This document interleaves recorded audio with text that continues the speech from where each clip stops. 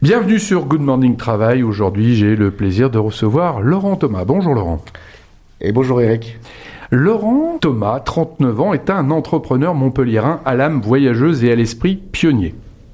Après avoir marqué le monde du digital et du SaaS, avec des succès comme Acceptio, il a choisi de quitter la frénésie du web pour explorer les territoires inexplorés du bien-être holistique. De cette mue intérieure est née Sonaria, une entreprise visionnaire qui marie la science des fréquences à l'innovation technologique. Sonaria propose aux entreprises une expérience inédite. Des lits audio-vibratoires intelligents, véritable havre de régénération quand 10 minutes suffisent à effacer 2 heures de fatigue. Porté par la conviction que tout est vibration, Laurent incarne la rencontre entre l'ingénierie et la quête de sens, entre l'entrepreneur et le guérisseur moderne. Laurent, ma première question, tu as traversé le monde du digital avant de plonger dans celui des vibrations. Qu'est-ce qui a provoqué ce basculement intérieur ? Alors déjà, merci Eric pour cette belle introduction. J'aurais pas fait mieux, presque je peux y aller tout de suite. Mais je vais quand même répondre à ta question avant. Alors, effectivement, j'ai fait 20 ans dans le digital. C'est un milieu qui m'a beaucoup plu. Le marketing, le web marketing, à travers des entreprises que j'ai fondées, cofondées, ou alors ou dans lesquelles je suis simplement passé. Et effectivement, c'est des univers dynamiques, créatifs, mais quand même très exigeant. Et en fait, sur le papier, tout allait bien, la carrière était là, la reconnaissance aussi, mais à l'intérieur, c'était une toute autre histoire qui se racontait. Et derrière ces responsabilités qui grandissaient petit à petit, il y avait aussi ce mal-être qui grandissait à travers le stress. Et je me suis laissé glisser alors à l'époque, j'avais pas forcément les mots à mettre dessus, mais dans des vibrations basses. Et c'est un peu le terme qui définit ce nouveau projet. Et même si j'avais pas forcément les mots pour le comprendre, mais ce que je savais, c'est que je me sentais épuisé, émotionnellement, submergé. Et en fait, j'ai cherché à ce moment-là des échappatoires, des excès, des nuits blanches, mais tout cela m'a pas amené vers quelque chose de très bon. Ça a étouffé plutôt ce mal-être, mais qui continuait à grandir. Jusqu'au jour où le corps et l'esprit ont dit stop.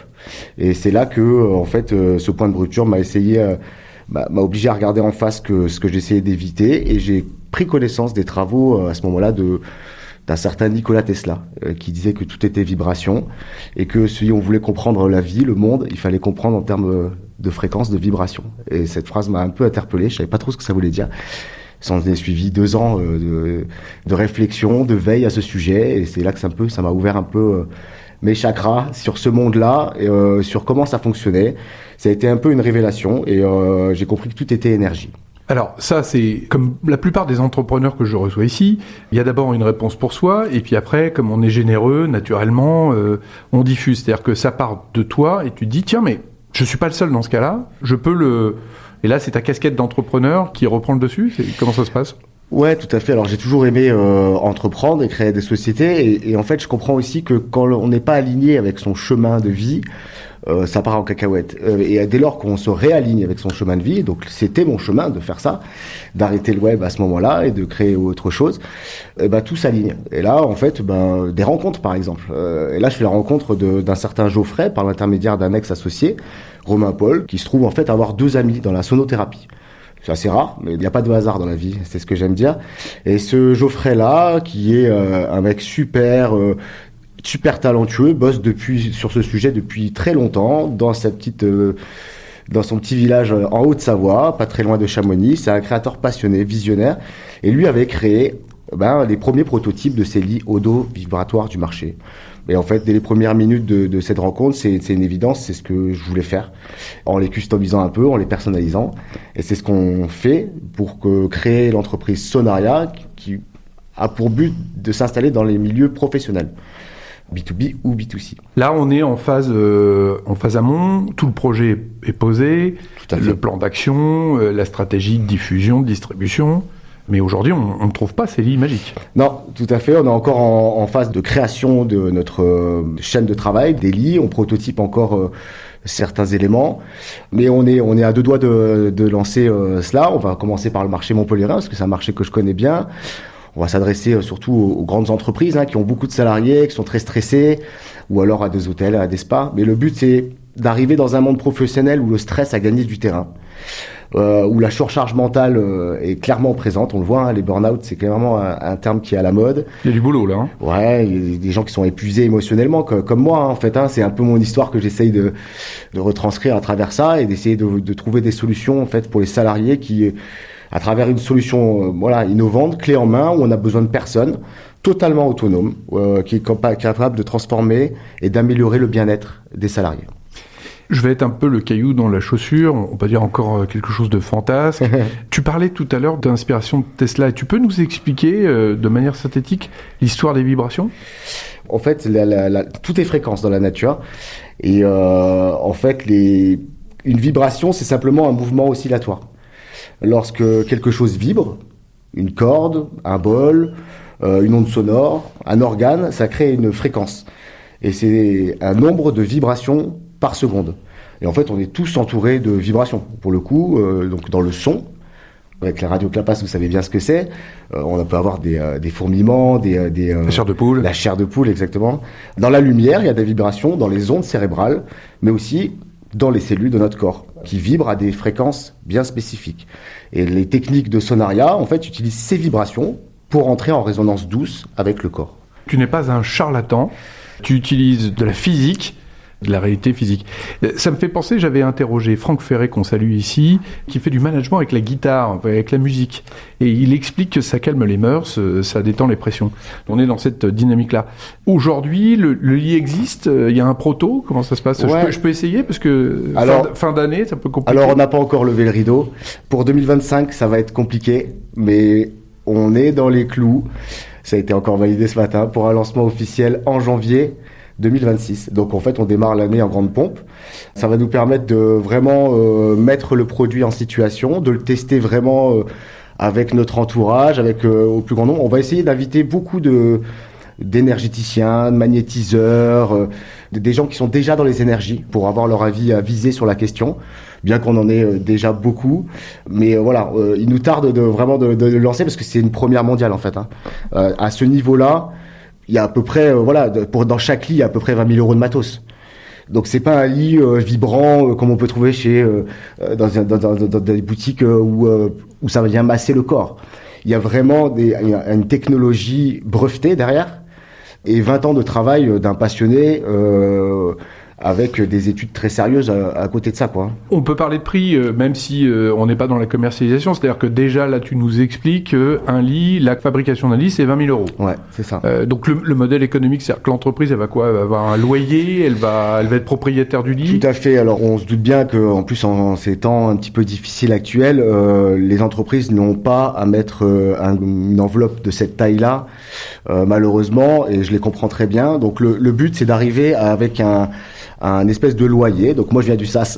Donc le SaaS c'est justement des formules par abonnement. Donc là ça permet une liberté d'entrer dans le sujet avec une enveloppe très petite pour l'entreprise, autour de 1 500 € par mois. On arrête quand on veut.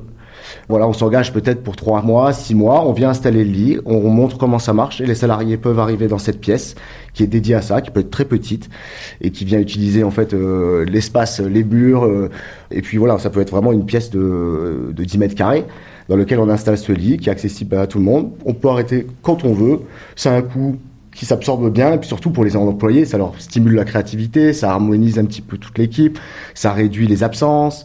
Ça réduit le turnover. Enfin, donc voilà, le but c'est d'arriver à créer plus de valeur que ce que ça nous coûte. Ouais, quelque chose de vertueux et pour une performance globale.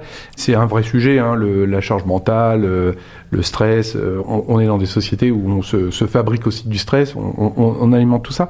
Quand on a préparé cette interview, tu m'avais parlé de l'hôpital du futur, qui n'était pas forcément d'ailleurs destiné qu'aux salariés. Hein, ça pouvait être aussi, tu l'as dit tout à l'heure, hein, des clients d'un hôtel. C'est quoi l'hôpital du futur, hein, Laurent ? Alors effectivement, moi, ça serait plus ça mon rêve. Le but, c'est d'arriver dans les premiers clients. Effectivement, je pense aux entreprises, parce que moi, j'étais dans ce cas-là, en surcharge émotionnelle en entreprise. Mais je pense vraiment que l'hôpital du futur doit intégrer ce type de choses, pas simplement nos lits audio-vibratoires, mais tout un tas de pratiques holistiques qui, à mon sens, guérissent véritablement, qui n'ont pas le statut de médecine traditionnelle. Hein, c'est un peu tabou de parler de ça. Ça ne remplace pas la médecine. Le but, c'est pas de taper sur les médecins qui sont vraiment très utiles, mais de venir en complémentarité. L'hôpital du futur, pour moi, c'est un hôpital où on se sent bien. Moi, je me sens pas bien dans les hôpitaux actuellement. C'est un hôpital où tout est ouvert, où il y a des cristaux, des pierres précieuses, où il y a de l'eau, où il y a les éléments de la nature, des plantes, où on respire, où on laisse entrer le soleil, où les médecins, la chimie est remplacée par des matières naturelles, des matières nobles, des matières précieuses, où on apprend à la personne à guérir véritablement la cause et pas la conséquence. Parce que quand on vient prendre un médicament, on vient camoufler quelque chose, mais on vient pas guérir forcément là. Quand on a mal au dos, c'est parce qu'on a mis trop de poids sur ses épaules. Quand on a mal au ventre, c'est parce qu'on a eu du mal à digérer quelque chose. Quand on a du mal à avaler quelque chose, c'est quand on n'a pas... voilà, les expressions sont bien faites. Et le but de l'hôpital du futur, c'est peut-être d'arriver à guérir la cause, pas la conséquence. Voilà. Et, cher auditeur, vous voyez pas l'énergie qui est en face de moi. Il est extrêmement solaire et puis il l'a vécu. Je voudrais réfléchir à cette phrase que j'ai trouvée en préparant cette interview. Tout dans la vie n'est qu'énergie et vibration. Celui qui maîtrise la fréquence maîtrise l'harmonie. Ouais, tout à fait. T'en penses quoi? Bah, je pense que c'est dans le mille. Hein. C'est un musicien qui a écrit ça, mais je ne sais pas. C'est vrai? Ouais, c'est un musicien. De toute façon, l'harmonie, c'est ce qu'on cherche. Ouais. Et aujourd'hui, c'est un peu difficile. Et donc, c'est la promesse de Laurent et de Sonaria. On peut parler de Geoffrey, ouais, bien parce entendu. que c'est le techos, on va dire, dans le ouais, projet. c'est même le cerveau. Hein. Rien ne se ferait sans lui, parce que c'est quelqu'un qui était caché, qui a ses lits depuis un petit moment déjà. Bien qu'il soit pas personnalisé à ce point, à ce stade, mais il y a le plus gros de la technologie était fait par cette personne extraordinaire, avec un cœur en plus, il l'a fait avec vraiment une grande passion. Par contre, c'est pas un commercial, donc la rencontre entre nos deux personnalités est une évidence, quoi. Mais c'est vraiment le cerveau de l'opération, hein. Ouais. D'accord. Et toi, tu le considères comme quoi? Les jambes, l'estomac? Ouais, peut-être. Ouais, c'est ça. La grinta. J'apporte aussi mes réflexions à moi sur les fréquences. Hein. Lui, c'est plutôt les voyages immersifs. C'est-à-dire que il a créé vraiment la capacité avec Sonaria de créer des expériences immersives qui vraiment repose sur la neuro-imagerie mentale. Parce que le cerveau fait pas toujours la différence entre un stimulus réel, un stimulus imaginaire ou un stimulus sonore immersif. Et tu peux vraiment rentrer en visualisation créative, avoir des états méditatifs profonds. C'est-à-dire que quand on rentre, on s'allonge sur ses lits, on ferme les yeux, sans écran, sans casque VR, juste par la conscience. On est dans Netflix. Hein. On voit des gens se réveiller de nos lits en reprenant leur respiration parce qu'ils sortent de l'eau. Ou avoir la sensation d'avoir vraiment volé avec des aigles dans l'air, quoi, tu vois. Donc, et tout ça sans drogue. Et tout ça sans drogue, et c'est quand même quelque chose qui m'arrange pas mal maintenant. Bon, Laurent, super. On est aujourd'hui le 31 décembre. Donc, ce que je te propose, c'est qu'on prenne rendez-vous dans 6 mois pour voir où est l'aventure Sonaria, parce que c'est passionnant, et puis c'est porté par quelqu'un de... On viendra vous embêter ici? Ouais, avec grand plaisir. Même si ici, il n'y a pas de charge mentale, parce qu'on est tellement heureux d'être chez Radio Clapas. Et vous ferez des voyages immersifs. Voilà, pour le dernier jour de l'année, un beau voyage avec Laurent et Sonaria. Merci, Laurent. Merci à toi, Eric.